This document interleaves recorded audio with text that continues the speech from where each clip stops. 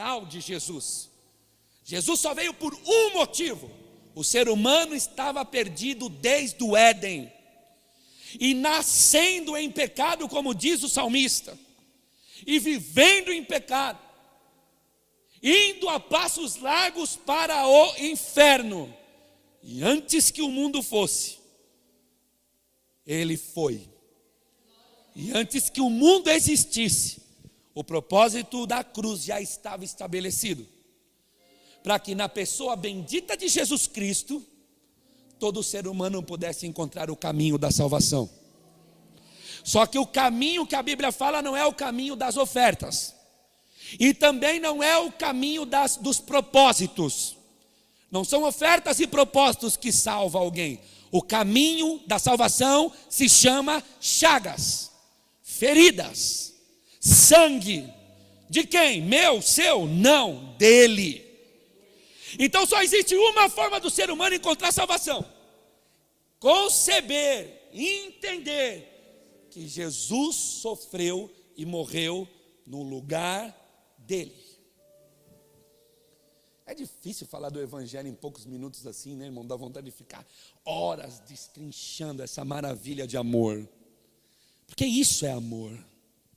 Jesus disse isso. Como? Quem daria a vida por alguém bom? Talvez por alguém bom, alguém poderia dizer: eu dou a minha vida, mas por alguém mau, quem daria? Bom, como não tem ninguém bom na face dessa terra, o que ele estava dizendo é o seguinte: ninguém ia conseguir dar a vida se não fosse eu. Então esse propósito precisa estar gravado na nossa mente. Qual é a finalidade, a funcionalidade da igreja? A funcionalidade da igreja é adorar o seu Deus por Jesus Cristo no Calvário, no nosso lugar, e apregoar essa mensagem a todos quantos encostar nela, na igreja. Então nós precisamos entender isso. Olha, irmão, eu costumava dizer muito isso, faz tempo que eu não falo. Sabe, se você quer falar de carne, vai ao açougue. Não dá para falar de carne na loja de sapato, né, irmão? Se você entrar na loja de sapato e falar: me dá 1 quilo de picanha, o cara fala: você é retardado? Você deve ir no açougue, né? E ao contrário é verdadeiro, entrar no açougue e dizer: tem um sapato, um mocassim aí, 40, o cara vai falar: tá doente, né? Mas a gente na igreja aceitamos isso, então vai ver que muitos de nós estão mesmo na postura de retardados e doentes. Porque, infelizmente, as pessoas falam na igreja de coisas que se falam em outros lugares. Tipo, quer falar de dinheiro? Fala num centro empresarial, numa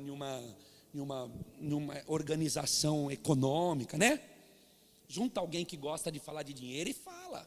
Mas na igreja, né? Quer falar de posses, né? Faz um churrasco para os seus amigos ricos, chama lá eles e fica conversando sobre iates e casas. Mas na igreja, esse não é o tema do nosso encontro. A igreja não deve se encontrar para falar de coisas que se falam em outro lugar. A igreja deve se encontrar para falar do seu Deus. A igreja deve se encontrar para adorar o seu Senhor. A igreja deve se encontrar para prestar louvores a Deus. É por isso que nós devemos nos encontrar. E sabe, dentro de tudo isso que eu estou falando, que eu já terminei de falar, existe um tema que é de suma importância. Aliás, todo o tema de suma importância bíblico está sendo literalmente rejeitado pela grande maioria dos seres humanos, inclusive daqueles que, como Jean disse aqui, se chamam igreja. Porque se você falar de salvação, os nossos irmãos desse nosso tempo é capaz de dizer: mas Cristo não veio só para salvar, né?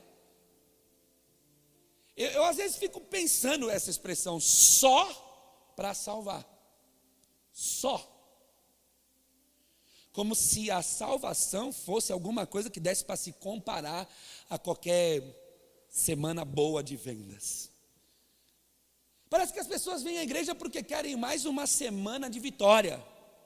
Eu não quero uma semana de vitória. Eu quero uma eternidade de vitória. Porque na verdade vitória quer dizer triunfar sobre o inimigo. E vender bem nunca foi triunfar sobre o inimigo. Comprar alguma coisa nunca foi triunfar sobre o inimigo. Haverá um dia que nós saberemos o que é triunfar sobre o inimigo.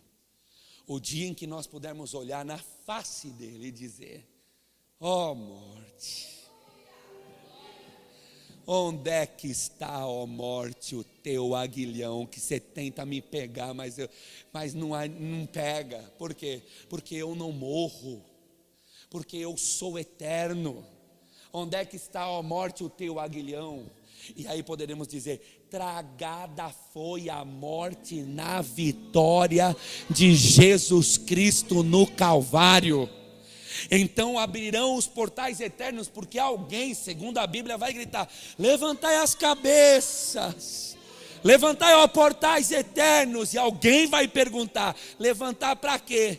Para que entre o Rei da Glória e todos aqueles que o amam. Nesse dia, no dia em que nós olharmos para trás e vemos os portais eternos fecharem para sempre, e pudermos ter o privilégio de, pelo sangue de Jesus, nos vermos dentro, lavados, remidos e salvos, cantando, como disse aqui o irmão Jean, parafraseando com Apocalipse 22, a Ele seja a glória, a Ele seja a honra, a Ele seja o louvor, a Ele toda exaltação, deles e por Ele, para Ele são todas as coisas, e pela eternidade cantaremos: Santo, Santo, Santo, Santo. Se não for esse o propósito, você ainda não conhece o propósito do Evangelho. Se não for esse a sua saga, o seu desejo, o seu caminho, se não for olhando para isso que você está vivendo, você ainda não conhece o Evangelho. Quem sabe então hoje, em poucos minutos, alguma coisa de Evangelho invada o seu coração. Porque esse é o propósito da igreja que canta. A igreja canta por uma vitória na eternidade. Nós estamos passando, irmão. Não vos engane. O próprio Tiago disse isso, Tiago 4,14, se não me falha a memória. Olha, uns estão dizendo: vou a outra cidade, vou comprar, vou vender, vou investir, vou isso, vou aquilo. Vocês não sabem o que estão falando. Vossa vida é como uma fumaça, é como um vapor que aparece, logo desvanece. Não se engane e nem se deixe enganar. Dentro de tudo isso que eu estou falando, existe um tema que é de suma importância. Existe um tema que a igreja precisa ser ministrada, e eu gostaria de falar sobre ele. O subtítulo aqui, você que estava lendo na Bíblia já entendeu tudo, né? A origem do pecado. Você sabe que esses dias eu estava pensando sobre o pecado e orando a Deus, sozinho na minha sala, dizendo: Senhor, eu queria muito uma mensagem sobre o pecado. Por quê? Para continuar lutando contra essa onda superficial que a igreja vive. Já que estamos pagando o preço mesmo, Senhor, então manda a mensagem mesmo e a gente vai pregar, e quem quiser ouvir que ouça. Aí eu comecei a ler esse texto e comecei a perceber uma coisa. Irmãos, o texto é tão revelador, eu quero fazer a exposição dele. Olha o que diz o versículo de número 13. Olha, quando você for tentado, nunca diga: sou tentado por Deus, porque Deus não pode ser tentado pelo mal. Isso aqui está explicado, está claro. O que ele está dizendo é o seguinte: olha, quando você for tentado pelo pecado, e o pecado é um tema sério, porque é o pecado que pode te afastar de Deus, e eu quero chegar numa mensagem para nós aqui essa noite. Olha o que ele diz: quando você for tentado, não diga que foi tentado por Deus. Por quê? Porque não existe nenhum mal que pode estar ao lado de Deus soprando no ouvido dele: vai lá Senhor, tenta a Beli lá, tenta ela. Vocês compreenderam o texto? Não tem ninguém que fica lá apurrinhando ele para ver se ele cai numa de ser influenciado. E aí ele disse isso, Tiago: olha, quando vocês forem tentados, nunca diga que foi tentado por Deus. Por quê? Porque o mal não pode tentar a Deus. O mal não pode ir lá e dizer assim: olha Deus. E isso desmistifica essa teologia que nosso país, na grande maioria, vive. Porque a grande maioria dos cristãos, dos crentes do nosso país, tem o diabo como alguém tipo no mesmo nível de Deus. Eu estava conversando com a Mara esses dias. Existem faces da igreja no nosso tempo que, irmão, acontece alguma coisa na vida de alguém, alguma coisa está errada, hein? Furou o pneu 3 vezes, né? Deu 2 gripes seguidas, cuidado. E nós estamos tão acostumados com isso, que a gente já está na onda desde criança, eu acho, né? Esse negócio de bater 3 vezes na madeira, é isso aí, a gente só não faz essa ainda. Esses dias eu e a pastora estava vindo de São Paulo, colocamos uma música, indo para Tuiuti, quer dizer, colocamos uma rádio, aí eu comecei a ouvir o irmão falar. Eu disse: olha, chegou em 5 minutos, eu nunca vi uns 5 minutos tão herege na minha vida. O final foi: pegue o copo d'água que vai edificar a sua fé. Eu falei: chega, pelo amor de Deus, chega. Porque copo d'água, irmão, o que isso aqui pode fazer pela sua fé, irmão? Fala para mim, pelo amor de Jesus Cristo. Fale para mim, alguém tem essa explicação? Eu tenho. É porque falar de fé, segundo a Bíblia, tem que ler a palavra, tem que ouvir a palavra, tem que orar a palavra, tem que conhecer a palavra e querer cumprir a palavra. Aí você vai ter fé e a sua fé vai ser edificada. Mas é mais fácil ter um patuazinho que conta para os outros: olha, toma um copinho d'água em cima da tua televisão, que vai edificar a sua fé. Eu nunca vi, irmão, isso é uma heresia, é uma loucura. Não é nem heresia, é loucura. Porque é ser muito mal informado. Como um copo d'água edifica a minha fé. É isso que eu queria saber. Se a Bíblia diz que a fé vem pelo ouvir, e ouvir a palavra de Deus. Mas nós estamos fadados a isso. A quê? A uma fé que entende Satanás do mesmo tamanho que Deus. Porque ele pode fazer o que ele quiser.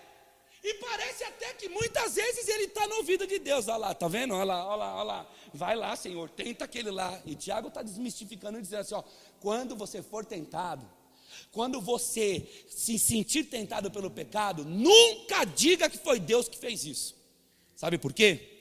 Porque não tem mal poderoso bastante para entrar lá no trono de Deus e fazer Deus tentar alguém. E diz que ele também não tenta ninguém. Ele não tem esse prazer. Bom, se Deus não tenta e o diabo não tem poder nenhum, que resposta teríamos? A bíblica. Serve a resposta bíblica? Para quantos servem a resposta bíblica? Mas serve mesmo, irmão? Ou vocês vão querer continuar com misticismo? Porque nós estamos vendo uma geração que ouve a palavra, mas de repente está chafurdada em, nem sei se existe essa palavra, está enfiada, está engendrada em quê? Misticismo. Porque nós somos um povo místico, né, irmão? A gente gosta de patuar, a gente gosta de flor, a gente gosta de salzinho, a gente gosta de olhinho na cabeça, a gente gosta de portinha para passar, né? A gente gosta de pano, a gente gosta, irmão. Brasileiro gosta desse negócio. Pena que brasileiro é um povo tonto e não consegue perceber o quanto essa fé medíocre, idiota, estúpida, arranca tudo deles. 100 e não sei quantos reais por um pedaço. Irmão, era mais fácil dar 150 reais para um projeto de missões, irmão. Aqui nós temos vários aí, ó. Daniel e Janina, seu irmão Valdir e Vanderli, nosso projeto na Amazônia. Ih, irmão, tem tanta coisa boa para fazer com 150 reais. Agora comprar o bendito de um pano para poder levar para casa e pôr debaixo do travesseiro, para quando o irmão dormir se converter. Pelo amor de Jesus Cristo, fala do Evangelho, ele vai se converter pelo Evangelho. Mas tudo bem, tá bom, eu já sei que você já cansou das minhas falas, tá bom. Então vamos lá para a resposta bíblica, vamos para a bíblica. Ninguém, Deus não tenta ninguém. Então se Deus não tenta, o diabo também não pode fazer Deus tentar. Quem é que tenta? Quem é que tenta? Me responde. Porque nós temos problema com pecado, não temos? Fale a verdade, você tem ou não tem? Todos nós temos. Não vai falar que você é santo, que senão a palavra vai falar que você é mentiroso. Você tem problema com o pecado, eu também tenho, eu me preocupo com isso. Quantos se preocupam com o seu pecado aqui? Isso é uma coisa que a gente tem que falar dentro de um culto, sabia? Porque se você não se preocupa com o seu pecado, alguma coisa está muito errada. E olha, se eu fosse você, eu passaria a me preocupar com o seu pecado. Porque se tem uma coisa capaz de te levar para o inferno, é esse negocinho chamado pecado. Se não houver o sangue de Jesus sendo aspergido em você, se você não tiver consciência do que você anda fazendo, se você não estiver lutando. Um dia me perguntaram, mas então qual é a diferença do pecador que vai para o inferno e o pecador que vai para o céu? A resposta mais simples que eu consegui do Espírito na minha alma e da Bíblia foi a seguinte: os dois são pecadores, só que um está a vida inteira dizendo: Senhor, o dia que o Senhor quiser tirar de mim, pode tirar, eu não aguento mais isso. Faz chorando, como nós já ouvimos pessoas testemunhar. Eu uso drogas, pastor, só que eu uso chorando. Eu não sei o que fazer. Eu tenho pecados, mas sabe de uma coisa? Se Deus quiser tirar esse negócio de mim hoje, Ele pode tirar, que não vai fazer falta nenhuma para mim. Aliás, estou nesse culto gritando para Deus tirar de mim isso que me faz mal diante dEle. Agora, se você é um pecador que está dizendo: não, ainda não sei, eu gosto tanto, é esse aí que vai. Esse aí é propenso a ir para o inferno. Mas tudo bem. Versículo de número 14. Então, se o diabo Deus não tenta Deus, e Deus não tenta ninguém, e Deus é soberano e faz todas as coisas, alguém tem que explicar como é que nós então pecamos.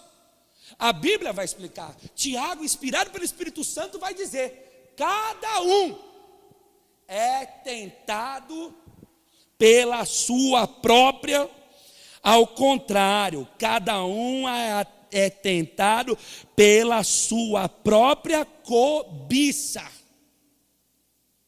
Aí, lógico que eu estou usando o Olivitrim, né? Você sabe disso que eu uso. Então eu comecei a estudar, e aí eu fui lá e cliquei no cobiça. Cada um é tentado pela sua cobiça. E a primeira palavra que me vem de explicação da originalidade dessa palavra é arrastar. Irmão, às vezes eu uso o Olivitrim, Deus fala tanto comigo, porque eu falo: meu Deus, esse irmão foi muito abençoado quando fez a questão de fazer esse trabalho. Porque é isso mesmo, cada um é tentado por aquilo que arrasta ele. E o que arrasta ele? A sua própria, o seu próprio olhar, aquilo que ele fica cobiçando, ele mesmo fica se arrastando. Eu nunca vi uma explicação tão simples e tão gloriosa a respeito do pecado, e eu estou falando que isso é verdade porque eu me sondei e falei: é isso, eu mesmo me arrasto, eu me arrasto. Quando eu peco e eu sei que peco, sabe quem se arrasta? Eu mesmo. Eu cobiço. Olha o que diz: como em uma caça, em uma pesca, que o caçador atrai a sua presa. É os mesmos métodos de atração. Por que a presa é caçada? Porque ela olha um pedaço de carne jogado no meio do mato, e ela olha tanto aquele pedaço de carne, ela quer tanto aquele pedaço de carne, que ela vai sem perceber que aquilo é uma armadilha. Por que o peixe é pescado? Porque o homem fica cevando ali, não é isso, Cezinho? Fica cevando ali, e o peixe, ele quer o quê? Ele quer aquilo que ele cobiçou, a ração. Aquela ração apodrecida chama ele, ele cobiça aquilo e fala: eu vou. E aí ele mesmo se arrasta até aquele local onde, infelizmente, ao invés de ele pegar a ração, ele vai pegar um anzol e vai parar na panela. E sabe o que eu percebi no texto bíblico? Eu percebi que o pecado, Deus explicou isso através de Tiago. Ele disse: sabe o pecado? O pecado é igualzinho. Você cobiça, você olha, você se arrasta. É lógico que eu me arremeti a Gênesis capítulo de número 3, que diz isso. E vendo Eva que o fruto era bom, bonito, e vendo, aí eu vejo Jesus ensinando os seus discípulos, e quem o ouvia dizendo: olha, os olhos é a candeia do corpo, sabia? Se os seus olhos forem bons, todo o teu corpo terá luz, mas se os seus olhos forem maus, o seu corpo andará em trevas. Sabe o que ele está dizendo? Que é a cobiça, é a forma como você vê as coisas, é a forma como você olha, é a forma como nós olhamos, e nós somos arrastados por esse olhar até a serva, pensando que nós vamos comer pra caramba. Nós somos arrastados até aquele pedaço de carne, pensando que vai ser o pedaço de carne mais suculento da nossa vida. Quando a gente chega perto, percebemos que é uma armadilha. É isso que Tiago está falando. Olha o que diz: ao contrário, cada um é tentado pela sua própria cobiça, quando a cobiça atrai, e não só atrai, mas também seduz. O que Tiago está afirmando é que nós somos seduzidos pela nossa própria cobiça. Nós somos atraídos. Meu Deus do céu, como Paulo conseguiu perceber isso? Só pelo Espírito de Deus mesmo. Só Deus podia revelar isso a ele. Porque o que o texto está dizendo não é que o mundo atrai, não é que o pecado o atrai e seduz ele. Porque nós entendemos assim, nós olhamos, o que o texto está dizendo é que a nossa própria cobiça nos seduz. Então é um lance que acontece aqui dentro, Ju. Que acontece a cobiça aqui dentro. E essa cobiça me atrai e me seduz. Vocês estão compreendendo? Compreende que o texto está dizendo não é que o pecado me atrai, que o pecado me seduz, porque é assim que a gente entende. Não é isso. O texto está dizendo o seguinte, que a nossa própria cobiça me atrai, quando esta quem? A cobiça me atrai e me seduz. Eu quero que você olhe para você nesse momento, em nome de Jesus, e veja se todas as vezes que você comete um pecado contra Deus, e isso te faz mal pra caramba, porque você ama a Deus, porque Deus se revelou a você, porque você é uma pessoa que já serviu na obra, porque você é uma pessoa que já compreendeu os caminhos das chagas de Jesus Cristo. Ter entendido um dia que Jesus morreu no teu lugar foi algo tão impactante que a tua vida simplesmente foi pulverizada e começou a nascer uma nova pessoa. Paulo compreendeu esse lance aqui, ele até escreveu dizendo assim: olha, se o bem que eu quero fazer eu não consigo, e o mal que eu não quero fazer é só isso que eu faço, então sabe o que eu vou dizer? Eu vou dizer que quem peca não sou eu, mas é o pecado que habita dentro de mim. Nesse momento, sabe o que Paulo faz? Paulo dá vida ao pecado, dá vida à cobiça, dá vida a um sentimento que está dentro do homem e que seduz o próprio homem a pecar. E ele diz: olha, essa cobiça está em mim, ele tem vida, e ela fica dentro de mim, e ela acaba comigo. Só que não sou eu que estou pecando, porque eu não quero pecar, quem quer pecar é ela. Irmão, às vezes a gente prega esse tipo de mensagem nesses nossos dias, parece até que nós é que somos os loucos, né? Porque seria bem mais fácil estar gritando aqui: amanhã é o dia da tua vitória, amanhã é o dia que você vai assinar o seu contrato. Seria bem mais fácil, inclusive para mim. Mas nós dizemos não. Nós dizemos sim ao Evangelho. E ainda que seja difícil compreender aquilo que a palavra nos ensina, eu garanto que vai ser melhor. Vai ser muito melhor. Porque mais um pouquinho, só mais uma piscada de olhos, Ele aparecerá nas nuvens para resgatar a sua noiva. E eu não sei você, mas eu quero muito estar lá. A cobiça, ela está dentro de mim. Ela me atrai aqui dentro. Ela me seduz aqui dentro. Irmão, como isso é verdade? Volta para a tua casa com essa mensagem. Eu sei que você não vai levantar e dizer, é verdade. Eu ainda queria viver uma experiência como um dia vivi no trem pregando. Faz tanto tempo que eu não conto esse testemunho. E nós estávamos pregando o evangelho no trem, quando eu era ainda muito jovem, a gente andava nos trens de São Paulo pregando o evangelho, e pregando, aí teve um cara que ficou olhando para o Isaac, assim, e eu estava de canto, acho que ele não sabia que eu estava com o Isaac, ele falou, se esse cara voltar aqui falando dessa palavra de novo, eu vou enfiar um soco na cara dele, e eu estou do lado do cara, eu falei, meu Deus, e agora?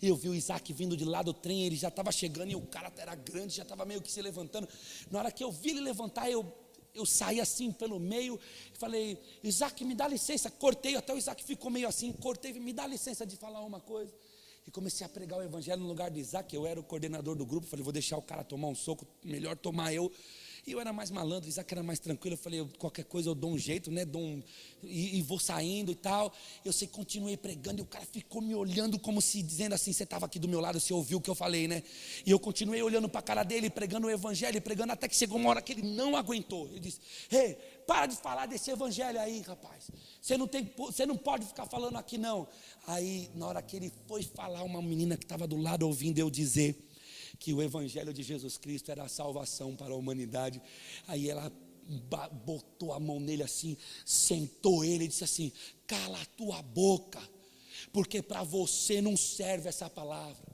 mas para eu que fiquei esperando o meu irmão a noite inteira chegar e não chegou, e eu estou tendo que ir trabalhar sem saber onde ele está, e estou indo trabalhar dizendo, Deus, cuida do meu irmão, salva o meu irmão, coloque alguém para pregar o evangelho para o meu irmão, para você não serve, mas para mim serve, então se para você não serve, para mim serve, cala a tua boca e fica aí sentado. Na hora que ela falou, para mim serve, alguém lá no fundo do vagão, um vagão entupido, disse assim, para mim também. Aí o outro gritou lá no outro lado, para mim também. E o outro, para mim também. Também para mim também, para mim também. Irmão, aquele vagão virou uma loucura. Todo mundo dizendo, eu também. Pode continuar pregando. O outro, para mim também. Pode continuar pregando. O outro, para mim também. Quem dera, irmão, essa noite pessoas dissessem, eu também. Eu também, eu me sinto assim, é isso. Eu sou seduzido pela minha própria cobiça. Isso desagrada tanto a Deus e me leva a cada dia para cada buraco que eu falo, meu Deus do céu, será que eu posso sair disso? Porque eu não quero viver isso, porque eu não desejo isso. Eu sei onde eu tenho que estar, eu sei o que eu tenho que fazer, eu sei por onde eu tenho que andar, mas eu não consigo porque eu sou atraído por uma cobiça que está dentro de mim. Olha que coisa interessante, próximo verso diz o seguinte, que a cobiça, olha lá, então a cobiça, depois de haver concebido, irmão, esse texto mexeu comigo. Diz que depois de haver concebido, dá à luz o pecado. Eu entendi lendo esse texto uma coisa que talvez seja ímpar para todos nós. Talvez seja inédito o falar, não o sentir. Irmão, você já viu alguém pecar? Ou você já se afundou em um pecado sem sentir o peso dele? E de repente alguém vem dizer para você assim, Duda, você está doido, cara. Olha o que você está fazendo, meu. Olha o que você está fazendo. Cara, nem parece que você é crente, que você tem a palavra. Você está fazendo isso mesmo? Você tem certeza que você, cara, você esteve na igreja tanto tempo, ouviu o evangelho, cara, você tocou, você pregou, você cantou, você intercedeu, sério mesmo que você está fazendo isso? Sério mesmo que você está tendo coragem de fazer uma coisa dessa?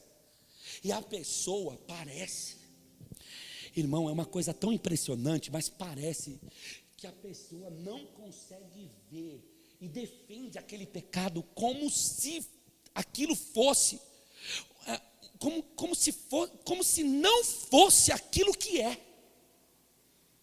Essa é a palavra. Eu já passei por cada situação como pastor, irmão. Eu já vi cada situação, pessoas entrarem na minha sala para tentar pegar essa Bíblia aqui e fazer assim, ó, torcer, retorcer, encontrar um caminho para dizer que aquilo que estava fazendo era certo.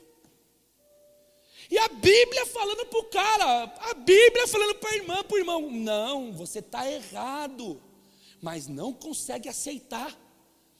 E a gente simplifica dizendo, esse irmão ficou cego. Só pode. Cegueira espiritual, ele está cego.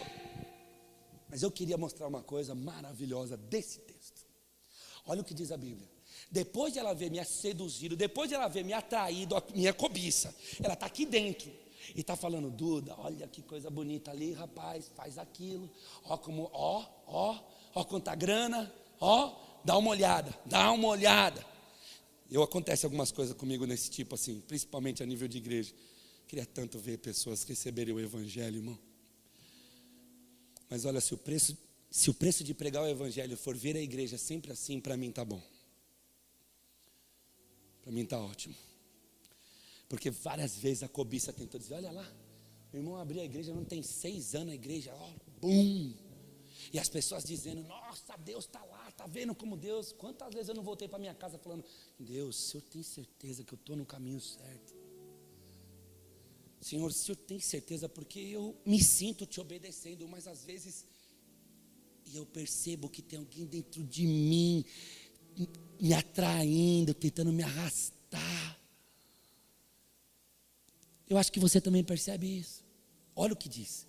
Depois de a cobiça haver atraído e seduzido, então a cobiça, depois de haver concebido. Alguém aqui pode me explicar o que é conceber? Nós vamos ter que nos arremeter, de nos direcionar a uma mulher grávida. Vamos lá? O que acontece com uma mulher grávida? O irmão Ruge está esperando um filhinho. Várias irmãs aqui tiveram filhos, levaram a sério, crescei e multiplicai-vos. Cheio de bebê na igreja. O que uma mãe, as mulheres que conceberam já, o que acontece com vocês? Acontece uma coisa tão maravilhosa, que a mãe olha para o pai e diz o seguinte, ele é meu. A Deise falou isso para mim ontem, pastora. Ele é meu filho.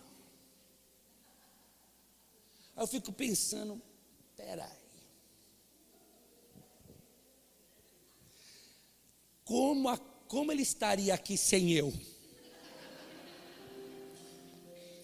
Mas a palavra é Tostines vende porque é fresquinha? Ou é fresquinha porque vende muito? Ninguém sabe dizer, né? Qual veio primeiro, o ovo ou a galinha? É essa a resposta, ninguém sabe falar. Mas a mãe, se você for conversar com uma mãe, ela vai dizer, aqui ó, é meu. O pai é um estúpido que faz qualquer coisa, se vira, mas a mãe vai dizer, é meu. E a gente acha que até meio que dá essa moral, porque a gente olhou a gestação e a gente fala, meu Deus do céu, a gestação não é brincadeira. A pastora, quando chegou com 8 meses e pouco, eu saía já da cama de lado quietinho, sabe? Já não tem posição. A Vanessa está fazendo até assim com o olho.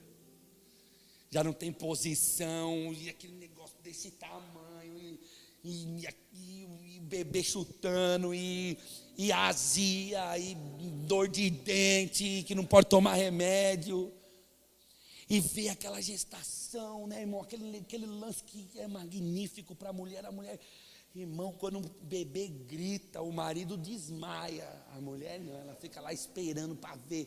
E é uma coisa tão fantástica, que o bebê está chorando depois do tabefe que dá no traseiro. Aí põe o bebê, limpa ele, põe ele na cara da mãe. Irmão, que coisa linda, né, irmão? Como é que o ser humano consegue dizer, Deus o quê? Deus é amigo no bolso, dinheiro no bolso. Como, né? Não tem cabimento isso. Bebê, pôs no cheirinho da mãe, ele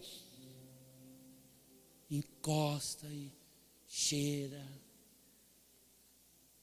É delas mesmo, né, irmãos? É delas.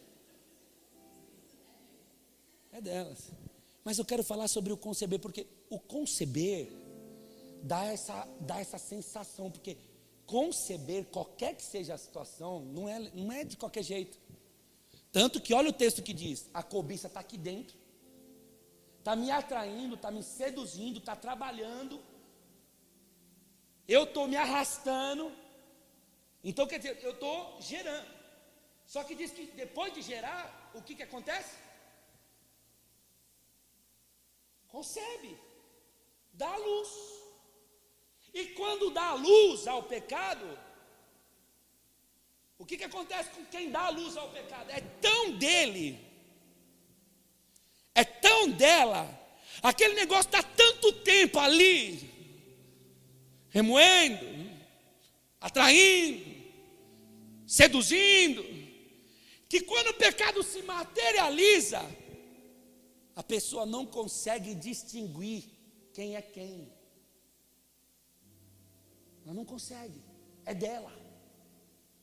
É como uma mãe que gera um filho, ela não consegue, ela vê um filho e fala, é todinho meu, sou eu. Se alguém levantar uma arma e dizer, vai morrer, a mãe se joga na frente e diz, mata eu primeiro, porque se morrer um filho, eu morro junto.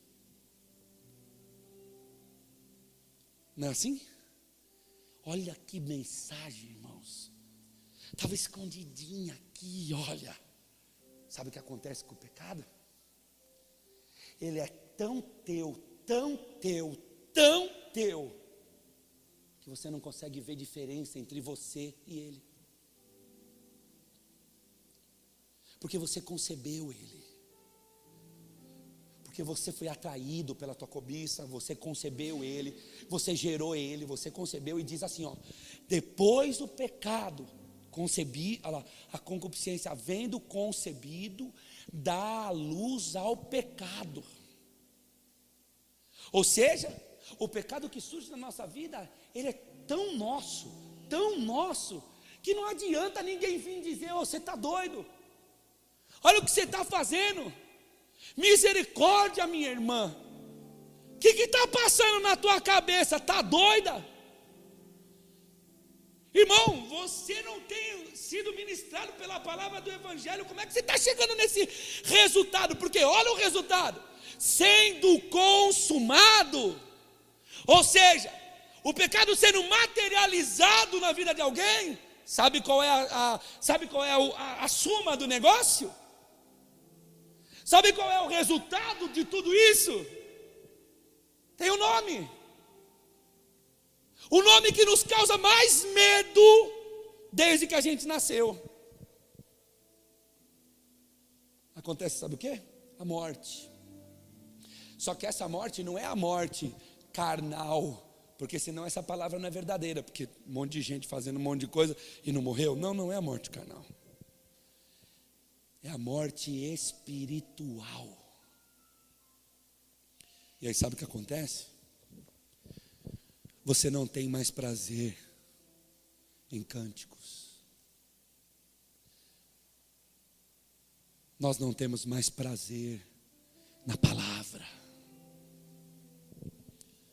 A gente nem sabe o que está fazendo na igreja, e é por isso que tanta gente resolve primeiro abandonar a igreja. Primeira coisa que, quando o pecado é consumado e a morte vem chegando, a primeira coisa que a pessoa faz, abandona a igreja. Sabe por quê? Porque a igreja vai ficar falando através de suas mensagens, de seus cânticos, você está morto. você está morto. Mas é tão dela, tão dele, é tão dele, é tão dele, que incomoda alguém dizer você está morto. É por isso que ele lima a igreja. É por isso que ele lima os amigos de fé. É por isso que ele lima o tempo de oração. É por isso que ele vai embora da igreja, você encontra com ele na cidade e fala: cara, o que está acontecendo? Ele diz: uma outra hora a gente conversa. Porque não tem mais vida. Não tem mais prazer na água da vida. Não tem mais prazer em beber a água de Deus. Não vê mais a vida em si. Não tem mais vida em abundância. Olha que coisa interessante. Parece que esses versos tinham que estar ao contrário, porque o começo do verso 12 diz assim: bem-aventurado o homem que suporta a provação, faz uma boa viagem, anda por um bom caminho. É um homem que tem bem-aventuranças na sua vida. É um ser humano que anda bem na vida. Sabe que ser humano é esse? O que suporta a provação. Que provação? Você acha que a provação é a falta de dinheiro, meu irmão? Você acha que a provação é a crise do Brasil? Você acha que tem necessidade de fazer 12 dias de clamor para 12 meses de vitória? Você acha que essa é a aprovação do homem? A aprovação do homem é ter a cobiça dentro dele, tentando seduzir ele todo dia, para afastar ele de Deus e levar ele para o inferno no último dia. Essa é a aprovação do homem. E quem dera o homem pudesse entender isso de uma vez por todas, e entender que o Senhor quer que você suporte a aprovação. Por quê? Por que suportar? Por que eu tenho que suportar a aprovação da cobiça que está dentro de mim, tentando me seduzir? Porque um dia você vai ser aprovado. E pode até ser que seu caminho dos próximos 30 ou 40 anos não sejam os caminhos mais felizes da ótica mundana. Porque a ótica mundana fala que nós somos uns tontos. Não bebe um bagulhinho, não dá uma saidinha com umas minas, uns caras diferentes. Nós não vai numa baladinha. Eu discordo totalmente disso. Porque eu nunca vi lugar melhor para estar que num lugar de adoração. Mas tem gente que fala que nós somos tontos. E ainda que nós fôssemos tontos, somos os tontos que depois de suportar a aprovação seremos aprovados. E aí o que vai acontecer quando nós formos aprovados? Receberá então a coroa da vida, que o Senhor disse que daria para aqueles que o amam. Então sabe o que é amar a Deus? Amar a Deus é suportar. Amar a Deus é brigar todos os dias contra a cobiça que me seduz. Amar a Deus é brigar. Amar a Deus é lutar. Talvez seja por isso que no Apocalipse diz: ao que vencer. Ao que vencer. Lhe considerei que se assente no meu trono, assim como eu venci e me assentei no trono de meu Pai. Esse texto diz assim: aconselho-te que de mim compre ouro provado no fogo. Veste para que vista e cubra a tua nudez. Colírio para que pingue nos seus olhos e veja. Eu repreendo e castigo todos quanto amo. Irmãos, quando alguém concebe o pecado, esse pecado é tão dele, tão dele, tão dele, que ele fica falando: é meu, sou eu. Mas eu quero dizer uma coisa: não é teu e não é você. Se você essa noite ouviu essa mensagem, gostaria de dizer a Deus: me ajuda, Senhor. Eu não quero mais. Eu quero abandonar o meu pecado. Eu quero abandonar a cobiça. Eu quero deixar ela solitária dentro de mim. Eu quero arrumar um canto da minha vida para colocar ela lá naquele canto, espremer o pescoço dela e deixar ela lá o tempo todo lá. E tudo que ela tentar me falar, eu vou dizer não. Não, porque a qualquer momento eu vou ser aprovado. E quando eu for aprovado, além de a cobiça não mais existir, haverá a coroa da vida sobre mim. E eu vou poder ser qualificado daqueles que amam a Deus. E que presente maior eu posso receber que não o título de os que amam a Deus.